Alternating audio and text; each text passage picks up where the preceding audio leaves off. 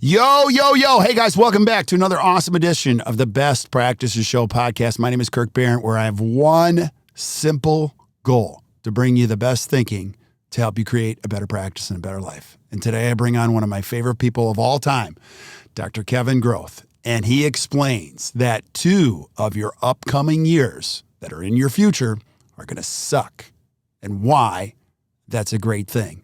It is an awesome podcast. So check it out. I know you'll enjoy it. And we'll see you soon.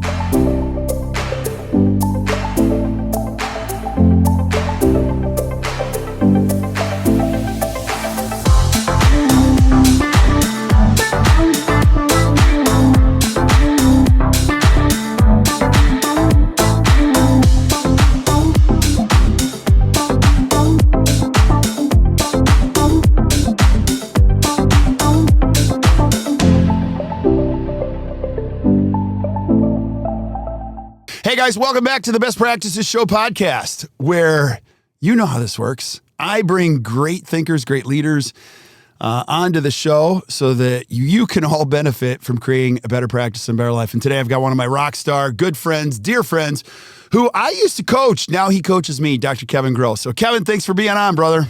It's good to be back. Thanks for keeping inviting me back. It's always fun to do this stuff. Again and again and again.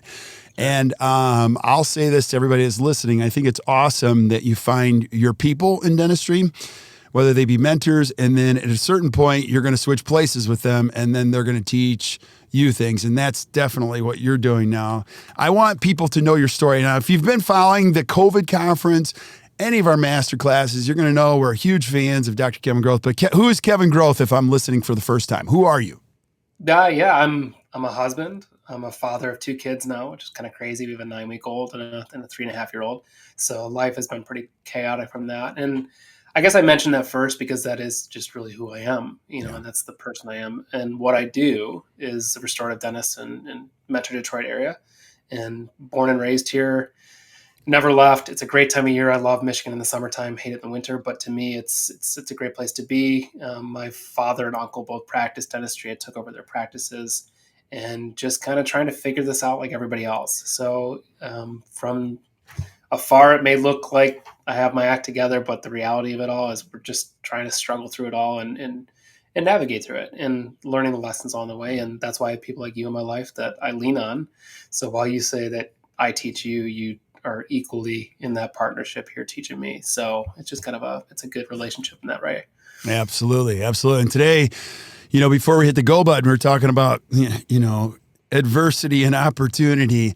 And this is cliche, but you've heard the duck looks real calm on the top of the water, but you see the feet just going like crazy underneath. And, you've taken on quite a bit in the last year, building a home, adding a second baby.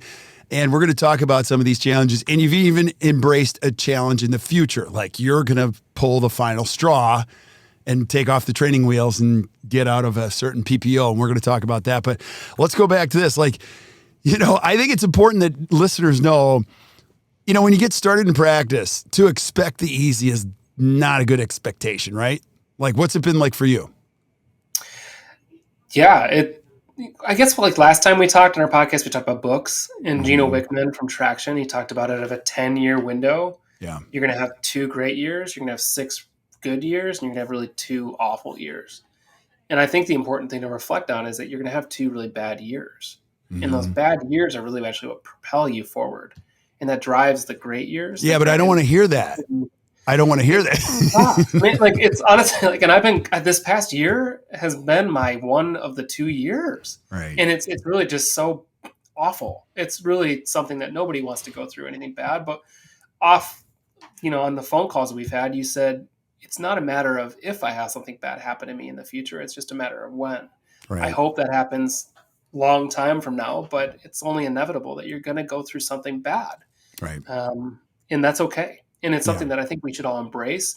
But also, the thing that really helped me this time around is I was very vulnerable and very open to people that I really lean on. Mm-hmm. And through that, it just made everything so much better for me because I could really, it was very therapeutic that I can call you up, or you called me up out of the blue saying, hey, I'm thinking about you. Are you okay? Yeah. And having those calls, and you've had probably 20 of those calls with me. And I can't thank that enough. And same with Zach and a couple of the people that I've leaned on that are really essential people in my life that, I don't know, you just really work through these problems together as a community, as a tribe. And through that comes something really remarkable. And I think that's what I want to talk about, is just kind of like embrace the suck, because something good's going to come from it if you actually want to propel that forward. Yeah. And even when you know it's going to suck, like your advice still doesn't help me, but I have to coach myself through, like, so I'll just piggyback on what you said, because 2 out of 10 years, it's going to really suck, and let's hope that you don't ever plan for them. But the pandemic was one of them for me. I was off to, we as a company were off to one of our greatest years ever. And I didn't, I've shared this with you guys in the show before. I had a panic attack. There were 2 days, I think in a row, where I didn't sleep at all. Like, I do not do well with no predictability. And so I didn't know what to do. And we also challenged ourselves with a lot of beliefs. And so many of you that are listening, you had to change a lot, if everything you did during that time. And when I look back now, there were some extremely painful moments, and as painful as they were some of the best things that ever happened to us. And I didn't ask for them. And I don't even know if I would ask for them again. So talk more about like what you experienced, like how you talked about this with people around you, Look, you as a company are thriving now. And I can guarantee you wouldn't say, without the pandemic, without the things that you went through, you wouldn't be in the position you're in today. Agreed. Right? And I think that's just a really cool reflection to know that while it was difficult, while there are times that you would never want to go back and redo, likewise, through that came something, just it redefined who you were and the results that came from it. I'm so proud of Act Dental. I'm so proud of all the stuff that you guys are doing, because you've helped so many people. And through the generosity of just giving that you did during that time, what you give, you receive in return without even trying. And that's what you got back. So I know it's a core value of yours and it's a core value of mine. And that's something that we both just recognize and appreciate in each other. Yeah, absolutely. And, a big part of it for me was just faith-wise. Like I was praying every day, like, God, teach me a lesson here. And then also somebody that was ringing in my ear the whole time, you talk about mentors, Nito Cobain was a great mentor of mine for many years. And he would say to me, Kirk, out of every adversity comes opportunity. And it's still something like, it's a great thing to say. I love it. And then you're like, well, let me find the silver lining somewhere in here. And I want to ask you about this. Like, you still like to challenge yourself. Like, as much as you say, I'm never moving again, I've said that before. You still like to lay out some good challenge. Why? Why can't you just like take a breather and coast for a little bit? I did. That's the reality. I did. And I think you could say that I coasted. So go back a little bit of time, is that, and I'll talk about my tough time in 2016. Right. But then going through ACT as a client, I was 17, 18. I really embraced some really great years in 19, 20, but at one point in time, I was like, well, I got my vision done. We're great. I'm okay with it being this way. And I kind of want to take my foot off the gas a little bit. And when you do that, you get complacent, you get content with how things happen. And then all of a sudden, maybe some things start slipping through the cracks. And then that's when really start realizing that you just, it propels you, but you have to fall. Mm-hmm. And that's what happens when you do take your foot off the gas and you do get complacent. And yeah, it is easy to coast and it's fun and it's good. You need breaks. Everybody needs a little bit of rest. But at the same point in time, know that the next wave of suck is going to come, and then that's going to drive you into a whole different realm of what do I need to do now? Right. So I think that's important. Yeah, I want you to speak to this because you've been on this journey. So if you're listening, we've all gone through a round of suck, and many of you know I lost 3 great team members on it during the pandemic. We tried to do our best and they are amazing people. They still are, and they're just like I'm just going to go do my own thing or do something else. And it sucked. It really sucked. But what happened through it is you go, okay, we got to figure things out. And you have other people that go, I can do this. And you're like, okay, I hope that's true. And it's amazing what you learn about yourself, about other people, about your value system. And tell us about your journey in that, and you tell us, kind of your perspective when that happens? Because I want people that are listening to know, listen, you're going to go through stuff. You just are. And you got to hold on to a few things when you're going through stuff, you know? Oh, yeah. Well, I have 2 years in my 10-year career almost 10 years, that I really had those years of really change. And the first was 2016, where I was living vicariously through somebody else's office. We started up an office downtown Detroit, and I was working to the bone. And it was something that I'm just not a driver that way. That's not who I am. That's not what I'm about. And I had a panic attack in Cabo. And literally, it was supposed to be this amazing place and everything was great. And even my wife noticed something was wrong with me when I got on the plane because I was just so fidgety. I had to do crossword puzzles or read this book or do something. She's like, just relax, man. Like, I think you just need to unwind. And I just couldn't breathe when I got to the beach. And that was a big reflection to me, like something's not right. And it was because who I was and what I was doing were not anywhere in alignment. And that's when I sat back and said, I need to figure my stuff out, because if I don't get this together, I'm going to literally lose it. And so that's when we really started reflecting on a lot of things. And that's when I started working with my therapist, who's a patient of mine, discover who I am. And we went through like my emotional attachment to different things that happened throughout the day.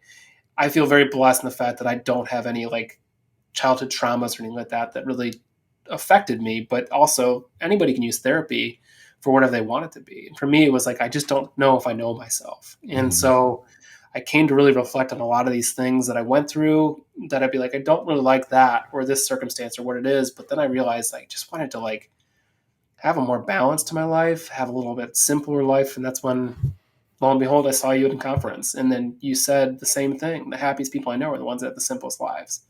And then through all that, I started working with ACT, coaching, and we totally flipped our office. I went from my dad's practice, which very mediocre, nothing very to like scream about, to changing over our entire team, changing over the entire aesthetics of the office, changing over how we do treatment and the technology. We've done everything and flipped it in a matter of 5 years. It's been absolutely amazing to see the results that have come from this. But you could say that never would have happened if it weren't for the 2016 year that I went through. Mm-hmm. So, yeah. And a big piece of this, I want you to share, you added another circle to Simon Sinek's circles. Now, I'm a huge fan of Simon Sinek. I've read the book many times, Start With Why. And then you and I were talking, you're like, no, he's missing a circle here. And I'm like, you can't, you're going to debunk like one of the best books of all time. Like, what circle are you speaking of? Can you speak to that? Because I love your take on that. You can't start with why if you don't know your who. Okay. So right? If you haven't read the book, he suggests a lot of people do the how and the what before they figure out the why. And the name of the book is Start With Why. But you said, no, start with who. So explain that. Yeah, because the who directs the why, and then the why directs the what and the how. But so many of us, especially nowadays with social media, look on social media and say, that's what I want to do. These are the things I want to do. And you start with that, but then you realize I'm just trying to, extend something to have the what's before I can even discover who I am in the middle. Right. Give me an example of like who, like if I'm listening, help me figure out like that piece. What do you think? Yeah, no, I mean, so my Detroit office that I was in, it's just one of those things that I was working 14-hour days, and we were doing a lot of crazy dentistry. And then I would come back home at 8, 9, 10 o'clock at night after going out to dinner and being with the who's who. And that's someone else's dream. And he's amazing at that. That's his vision for life. And he finds fulfillment with that. But that just isn't who I am. So what I was doing was in complete disharmony with who I was. I am a guy who I love nothing more than getting out of work at 2 or 3 o'clock and going straight home and being with my family for 8 or 9 hours that night. Yeah. I am somebody that likes to work the most minimal number of days I can a year and still produce a certain amount to keep my lifestyle the way it needs to be. But I'm not going to continually run on a hamster wheel just for the sake of running on a hamster wheel. And for that reason, that's again another reason, like that's who I am. And that's how I've driven my office around this, because I now surround myself with people that are amazing, amazing, amazing people that I have the most love and respect for, that I would do anything for these people. And the type of dentistry that I'm doing, the what, is really driven behind how I operate. In most of my day, if you ask me, hey, what is your favorite day of dentistry? What is it? Easily would say the days I connect with patients. Okay. It has not anything to do with what I do with a handpiece. It's Mhm. just the connections and the talking I have with my team and with my patients. Yeah. Today was a great day. I had so many great talks with people, but I have my day structured that I can actually devote time and attention to people as opposed to just doing and getting out of the room. Yeah. And so let me go back. I'm just going to piggyback on your lessons here. And if you're listening, this is like how all these works. The who, like that circle means a lot to me now that you've phrased that. And for me, it's a value system. So you said, during the pandemic, I still get these questions like, why'd you guys do this? I'm like, just because give greater than get. You should never pay attention to what you get. You just always be in the position of giving. And even my team at the time was like, this is stupid. Like, why are we doing telethons? Like, we're not getting paid for this. This is like, we have so many things to figure out. And I'm like, we're just going to be in this position. What happened for us, what happens for anyone that's listening is that you've got to hold on to a couple things when the storms come. And for me, it's my value system. It's like who we are. And so the core values for us, and everybody's got their own. We have 6. I just continuously lean in them because I don't need to figure out the what and the why, because when we lean into who, the why becomes clearer, and then the what and the how and the who ultimately becomes clear. And, you guys will see this video soon. I was telling you, like, we shot a video today in downtown Milwaukee. And one of my favorite things about this incredible city is that it's been transformed by an attitude. And his name is Giannis. I think the world is a better place with Giannis. And so we interviewed people on the street. Like, people were driving from other cities. Like, one couple drove all the way from Des Moines just to get Giannis jersey. I'm like, why are you here? He's amazing because he doesn't care about himself. He's transforming to you. And just this week, 3 players. You have Ibaka, you've got Connaughton, and you've got Bobby Portis, all had options to go elsewhere and make more money. And they go, no, I'm staying, man, because I want to be part. So here's my question is like, this city is transformed because of an athlete, but I think it's an attitude. So it's definitely, it's the who. And so, that's one of the takeaways of this. And I learn this from you all the time, like crazy crap happens, like who. You're also getting ready to embrace another challenge. Like you're going to get off of Delta, PPO, Sure. Like, could you stress yourself out anymore? Like, you're in a position to be able to do it. But talk about that. Like, you're ready now because you know who you want to be, right? Yeah. I mean, this last year was really a hard one. And it was capped off by my associate saying she's buying a practice and going away from us. And I took that really hard. I really did. Now, wait, go back to that. You took it really hard because she's an amazing person. And you're like, oh, my goodness. The best. Yeah. And it's something that's so bittersweet because, it was more of a selfish need to keep her around because I love every bit of her. But at the same point, there's a sense of pride knowing that, she's going off and doing her thing. And once the dust settled and everything kind of became clear to me, it's like, okay, let's take this process or problem that we've been through and let's elevate ourselves to a whole different level now. And knowing that a year from now, we're going to look back and say, we never would have done that or gotten here if it weren't for her leaving. Mm-hmm. And that was the best thing that happened to us. And we've always talked about dropping Delta, especially because last year with inflation, I said, well, let's raise our rates 8% or 8.6%. The problem is when you raise your rates, but you're still accepting Delta, they're not raising your reimbursement that much either. So you're kind of just putting a pinch on everybody else without having anything repercussion-wise. And then you just look at your write-off, and your percentage is actually a lot higher of write-offs because you just raise your rates, but you're dropping them to the level that you accept. Right. And quite frankly, our office is better than usual and customary. It just is. In every single capacity, every single person they touch at our office, our front desk, the hygienists, the assistants, the technology we have, the aesthetics, the type of dentistry we do, goes way, way, way beyond the reimbursement rates of Delta. Yeah, and but aren't you tired? Aren't you a little? Now these are cliche. Aren't you a little scared? Like, come on! Like, it's already in process. You're not contemplating this. You've already pulled the trigger, right? Yeah, September 12th, we're done. I wrote a letter last week and just sent it off and said, let's just figure it out. Right. And it's kind of like the Viking mentality, right? When the Vikings, sailed away, they got on land and they burned their ships. There was no turning back. And it's the same type of thing. I feel so confident in the team I have and the people that support us that they believe this too. That's the key. This isn't something that they sense any fear in me because I don't fear this. I know we're going to be great. I've looked at my numbers. I look at the commitment from our patients and how much they value us. And I say, okay, let's do it. If we have to bet on somebody, let's bet on ourselves. And let's Love just it. use this time where it has been sucky and know that like from this all changed because of that time.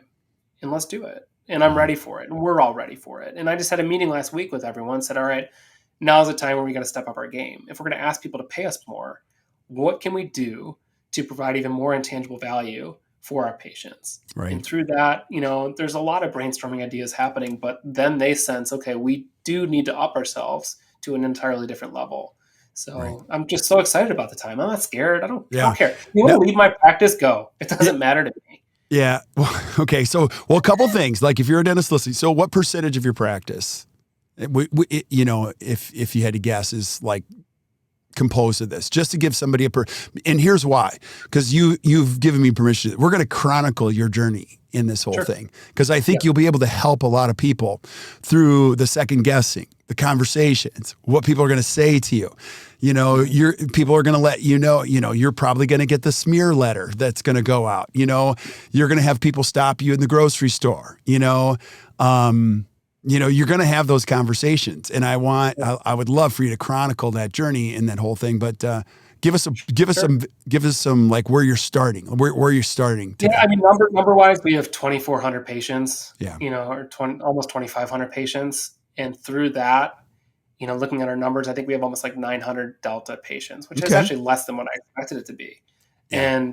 But when you look at our write-offs, I mean, we were writing off like almost $500,000 last year. Wow. Which is just an insane amount of money that you're just simply not getting back. And so when you look at the numbers, you see, I don't even know, you probably know better than I do, that the percentage of people that drop, but let's even say it's 30% of my Delta patients leave. Then that's 300 patients that walk out my door, and I still have 2,200 patients, which is still way too many people for me to manage. Yep. Which I understand that, which is then going to be the next problem to tackle. But for me, even now, knowing that I'm taking over a 2-doctor practice under my own shoulders, it's hard on me. Mm-hmm. But I also know the value of my time. So when I look at my time and my efforts, I've really got to be restricted to doing procedures that are actually more profitable as opposed to doing something and taking a 50% cut of it. Right. Because there was one day last week I did like 4 hours of fillings. And I hate fillings so much, especially when you're getting paid at a reduced rate of 50%. Mm-hmm. It's close to that. It was probably like 46%. I think we did the math. And so when I'm looking at this, my hygienists were making more per hour than I was. And I was doing some great fillings, and I take pride of the fillings that I do. It's just, I'm not getting reimbursed at the rate I should be because it's usual and customary, which is not true. And I'll put the pieces of the puzzle together too, because if you're listening carefully, you can see that, Kevin, your big value is on time. So it's not about how much more money I can make, which you will naturally be more profitable. But ultimately what comes out of it, you have to ask yourself as a clinician, look, I only have so much time that I'm going to commit to this practice. And I want to get paid full fee for what I'm doing for the people that value what I do. And it's okay if somebody opts out of our plan because they're on a list. Sure. And you got to be willing to draw that line in the sand, right? And the reality is everybody knows right now is more expensive for everything. Right. And that includes dentistry. And when you look at my figures, which my figures, I produced a lot more last year than I ever had before. But I also had a lot more expenses the year before to make it so that this last year was less profitable than it was the year 1 and 2 before that, which is just the reality. Expenses for lab bills and supplies and rent and my team payroll, all that has a cost associated with it. And in order to make it work and how we do have to do something to manage that. And to me, my solution was simple, and it's dropping Delta to continue to keep providing the care I want to do at the rates I want to do and get reimbursed appropriately. So it was a simple thing for me to understand that. And I think a lot of people will understand that too. And I even talking to Rob Ritter about this, Ritter says there's no better time. It's a great time to say and like lean into this. It's an unusual time because everything's more expensive, and that includes me dropping Delta. It's going to be more expensive for you to come here. And if you value me, you'll come.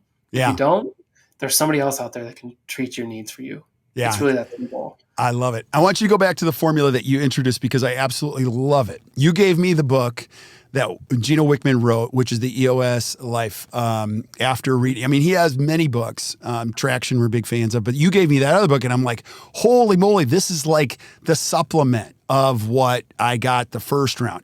And when he talks about the 10-year formula, you said 2 really sucky years, 2 bad years, like they're going to be terrible. Then you have 6 good years. Is that what you said? And 2 amazing years. Tell us why the 10-year vantage point is really important. Why is it really good to look at your life? So you're how old? How old are you today? 35. 35. So you've got a good, I mean, if you choose 3 decades, at least 2 decades. Why is it good to look at your life in 10-year spans? I think it's good to have a vision through that, right? So you kind of have an understanding of what direction you want to go down. In 10 years from now, when I'm 45, what does life look like for me? My kids will be a certain age. My family will be doing this, this, this. What does the dynamic of this office look like? Because then you can now piece things back and say, okay, in order to get there 10 years from now, I need to splice this segment up. So in 3 years from now, I want to be on this trajectory. And then you can even go even further and say a year, this is where I need to be in order to get to the 3 years. And then from quarterly basis, you can do that too. So you always want to have quarterly priorities or quarterly goals or somewhere of tracking these metrics to make sure you're kind of on the right plan. I guess on the right plan. Yeah. You know what's really fun about this? When you get to be my age, which I'm 52, you've heard all of these people that you believe in, that are mentors of yours. You get pieces and elements and you see all these pieces of the puzzle come together. And so Frank Spear said this years ago, and I can't remember, but he said, life is not this straight line. It's like 3 steps forward, 2 steps back, 1 step forward, 2 steps back, then 4 steps forward, 2 steps back. The net of it is you're climbing. Do you know what I mean? But it's never a straight line. So your formula at the beginning gives me peace of mind that like, we're going to go through some sucky stuff, but I think the net of it is if you can have the right vision that you're going to have some opportunity out of these adversities, ultimately you're going to create a better practice and a better life. And you're also working less as number of days. So, if you take that graph though, and you like zoom way out, it does look flat. Yeah. But if you zoom in, that's when you start seeing the little steps that you go up and down. And I think it's important to recognize that it's actually the steps that drive you. Yeah. It's not the flatness. But also I had somebody in my office come shadow or look at the office the other day, and recent graduate, and from afar, it looks from his perspective that he walks into this office, that it's a great office, great team, great things we're doing, all the techie stuff, all these things that like superficially look good. And then he's like, well, I want to buy a practice. I want to do this. And I'm saying, okay, what are you looking for? Well, I want a practice that has like the perfect number of people patient wise. I want to have the perfect team. I want to have the perfect environment. And I said, that just doesn't exist. Right. And also if you do buy that, there's no sense of pride in buying that. I take immense pride knowing that this office came with so many blood, sweat, tears over the last 7 years of time that we got here because of those hard moments. Right. And you're just not going to get the sense of fulfillment or joy if you're just not going to go through the struggle. Right. So if you're looking to buy a practice or whatever it may be, don't get hung up on all those things. Just know that like, okay, I'm going to buy this and I'm going to make it myself. Yeah. And I'm going to make it my way, and I'm going to do what I want to do, because that's the beauty of dentistry. You can control what you do and how you do it and the people you surround yourself with. Yeah. I love it. I absolutely love it. And anybody that's gone in that direction confidently of becoming more of who they want to be and the direction they know. I mean, 25 years of doing this. I've never met anybody who's like, yeah, I kind of stepped more into who I wanted to be. I didn't like it, or I got off a Delta and I went back on it. I've never heard that story either. I mean, everybody that's ever taken steps has always said it was hard, but it's one of the best things I've ever done. I mean, even becoming a dentist was a big decision, in doing that. So, but are you ever confident though? Like, I don't know if I can like expressively say confidently. You're not confident. I think you're dropping nuggets. It's the steps, there are things that I'm doing right now. I'm like, I hope this works. Like just one step at a time, like we're going to, and I say this even in marriage. Like I have people that I know are just getting married. And I'm like, okay, listen, it's just a mathematical formula. That's all it is. There's 7 days in a week. You got to have like, if you have 4 good days and 3 bad days, it's not so bad.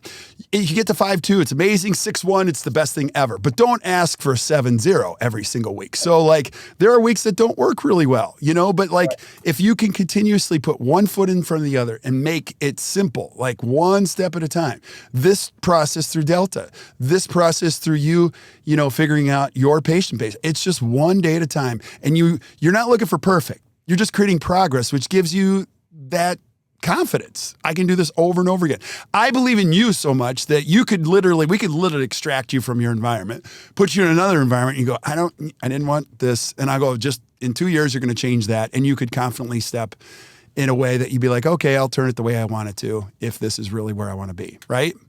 Yeah. But that's the importance of having those around you. If I surround myself with people that are constantly negative, that are constant drainers of whatever it may be, and just, I don't know, don't build you up, then you're going to be the common denominator of that group. Yeah. I choose to surround myself with people like yourself who are constantly optimistic, high energy, believe in myself, believe in you type of person, that the sky's the limit, because literally there's no ceiling.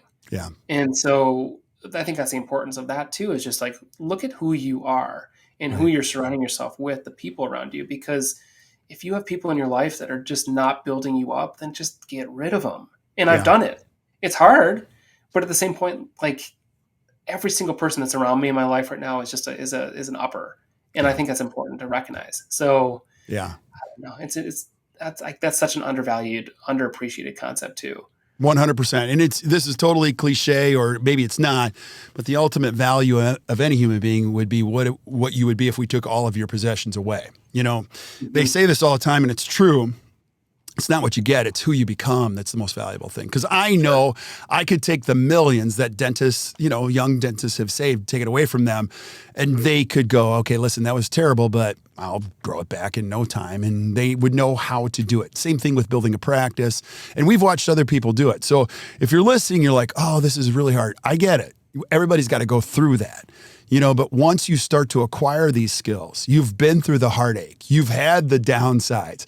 You're like, I've seen this before, and even when, like, you've lost key team members, and I'm like, no. And you're like, you've had great ones go, I want to go into a different career. And then you taught me one thing that I still can't do very well, is just, you got to pat yourself on the back, and you got to congratulate yourself that you've grown them, that they actually want to go on to do something else. Can you talk about that?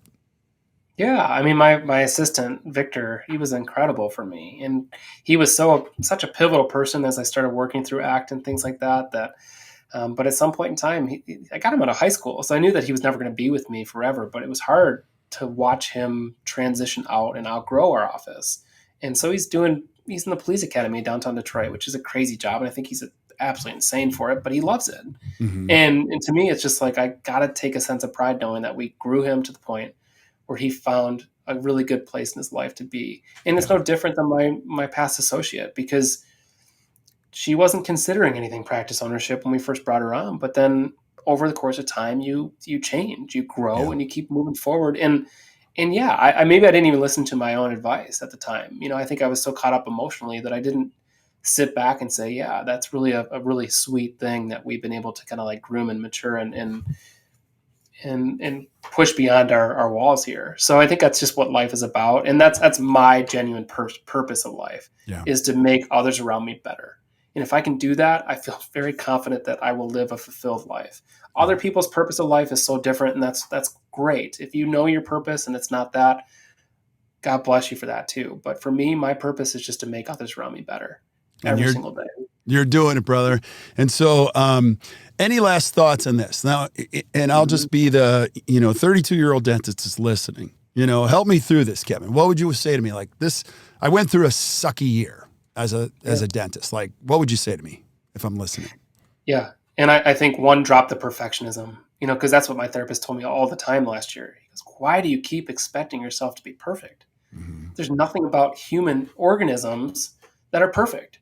We're not. We're intended to fail. We're intended to fall, because when you fall, you pick yourself up and you learn how to get out of the situation and become better for it. But the key there is to know that my mindset needs to be, I'm going to learn something from this bad moment. I'm going to become a better person through that my future person is far more adapted, fulfilled, evolved because of the struggles, the failures, the falls that we all take. And that's so important to me. But like, it's easier said than done. It's so cliche. I get that. But at the same point, dentists, like, we're always caught up on perfectionism.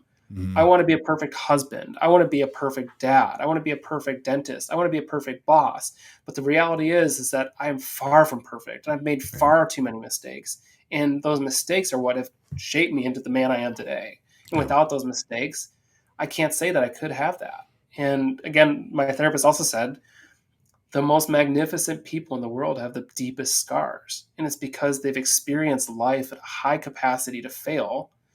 And through that, they're able to express a sense of gentle touch, forgiveness, grace, non-judgmental approach to other people that they can then offer that to their life experiences to help lend a hand to give people that need it in the future. So I don't know. I feel for people that are going through hard times, but also when someone comes to my office and as a patient says, I'm just really stressed, I'm like, I've been there. I know that. And I don't know if I could have said that if I didn't go through the last year. Right. And I'm far more compassionate because of it. And I actually have a better way of reaching at these people and connecting on a deeper emotional level, which makes my day so much better. So the reality of it all is we're just all figuring this out. And that's what it's all about. Very well said, brother. I don't know that you could say it any better than that. Now, I know you also have a heart for helping people, and a lot of people listen to you during the podcast. If I want to reach out to you, follow you, ask you a question, how do I get a hold of you? Sure. I mean, you can email me, Kevin Groth, Groth @gmail.com. That's a great way of reaching me. Follow me on Instagram, Dr. Kevin Groth, Dr. Kevin Groth. But I mean, you can also call me. I don't care. You can text me, call my office, whatever you want to do. If someone needs to be, if you need to lean on somebody and have somebody to listen to you, that's what we're here for each other for. And if I can make someone a little bit better, a little bit lighter for the day, give them a little bit better, pep talk or whatever it could be, I'm always around for that. Dude. Nobody's, not important for that to me. You're the best. It's great. Dude, I can't thank you enough. And you and I are going to have many, many conversations on different things, but I know for a fact you're going to be helping a lot of people as you help me, through all these things. So, all right. So stick around while I say goodbye to everybody else. But thank you guys for listening to the Best Practices Show podcast. I hope you're getting a lot of value. I have one job here, to get you some great thinkers with some great pieces of advice to help you create a better practice and better life. And today, that was a perfect example. So if you're struggling, or if you're not feeling like, or if you're just feeling like I've had a crappy year, listen, we all go through this stuff. And so keep hanging in there, reach out to us, keep following, keep listening, as we're going to bring more and more stuff. I want you to listen to this in the drive to work, or, just in the week, because the better you are, the better you're thinking, the better your heart is in the right place. It's going to make people around you better. So until we see you guys next time, or you hear from us next time, keep watching the Best Practices Show. You guys enjoy the rest of your day.